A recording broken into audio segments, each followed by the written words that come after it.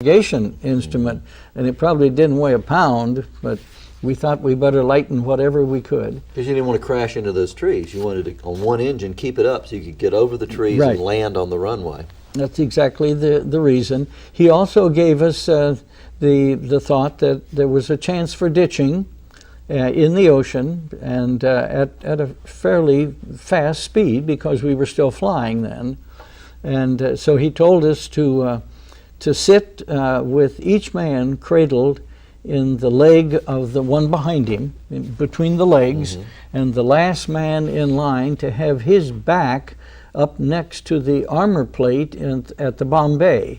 So you've got the pilot and the co-pilot and maybe another man up front. Then there's an area right in the middle here where the bomb bay is, and then the back compartment is further back toward the rear. And the last man was to have his back, and he would be facing toward the aft end of the aircraft, so that when you hit the water, you had something to support you.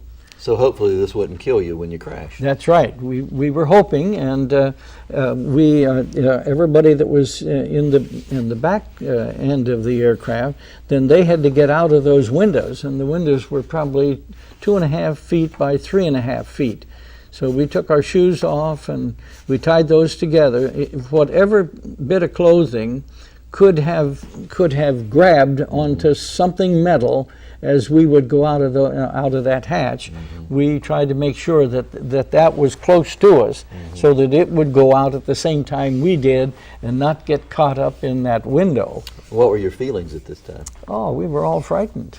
We certainly were. We didn't know whether we were going to have to ditch or whether the pilot would be able to continue the altitude that he was on and fly that 90 miles and get us back home. And as it turned out, he did. And I can remember us coming in over the trees, pretty close to the trees, and sitting down on the tarmac. And how did you feel when your feet hit the ground? Well, I don't know. We probably were all saying prayers at that time. But there were people there to help us. The Army had some people to help us. They took us to a chow hall, and they fed us, and they talked to us to try to debrief us a little bit. They didn't take us individually in a private room and talk to us, just talked to us as a group. So this aircraft, you personally experienced this B-25 bomber flying almost 100 miles on one engine. Yes. So that really was an amazing machine, wasn't it? Yes, it certainly was. And that's, we all, I'm sure many of the men, they have stories similar to that. We did have one group that was shot down in what is called Simpson Harbor, and Simpson Harbor was the water that was in between the horseshoe of the island of Rabaul, and Rabaul was the Japanese stronghold.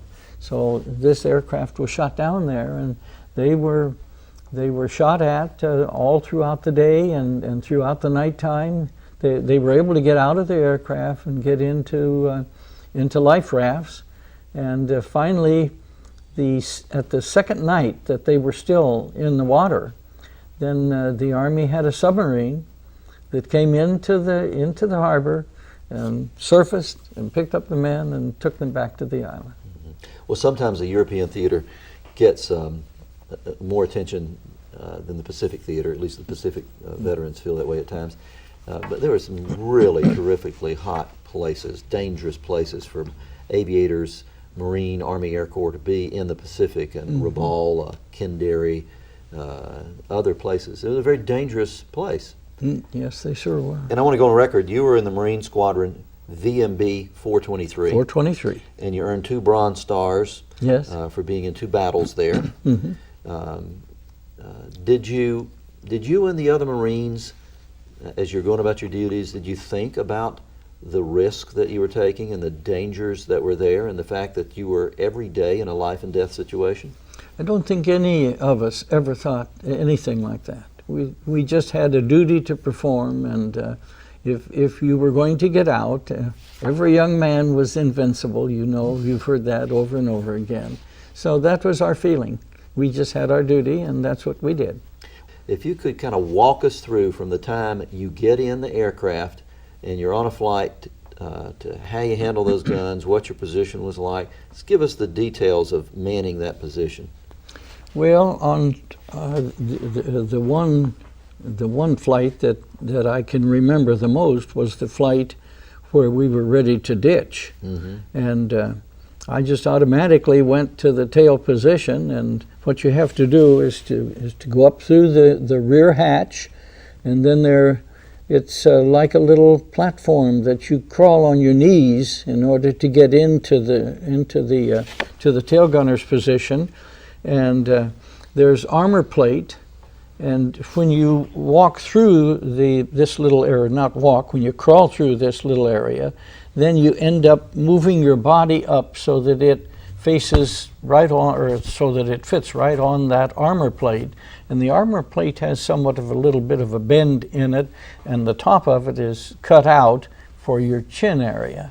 So you get yourself up next to that armor plate as close as you can, get your head over that opening that is cut out for your neck, then your arms go out around the armor plate, and that's how you can get a hold of the .50 caliber. Well, you did your duty in the Pacific and Marine Corps. You came back and you had a long, successful career as an engineer. Yes. And you're still doing that today.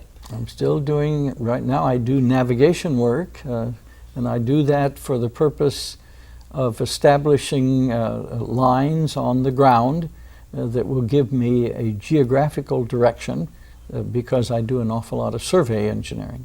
So when you look back at World War II and you look back at this aircraft, in a sentence, how would you sum up this aircraft? Well, it was the greatest aircraft for us because we all lived with that airplane for probably 2 years or more, and went through training, went through the war and combat, and then eventually came back to the States, and we all had our furloughs.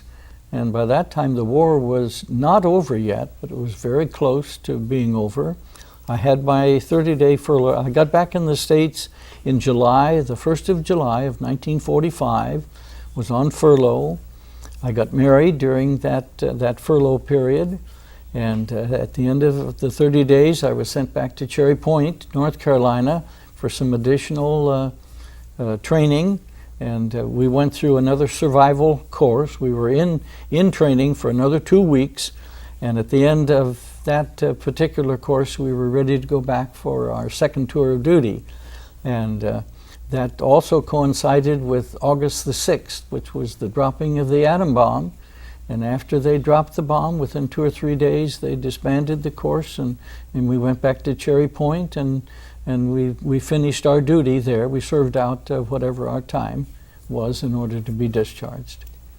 Well, I wish we had more time. We could talk about this aircraft for a long time. But when you look back from World War II, how would you rate this aircraft? Well, it's the aircraft that saved my life. So that has a pretty high rating in my mind. All of the men, we had 350 in the squadron. We still have a reunion every year. The amount of men that are coming have dropped from, say, 200 originally down to maybe 50 that are coming today. Now the children and the grandchildren are coming to the reunions. And the grandchildren, even now, are putting on the reunions.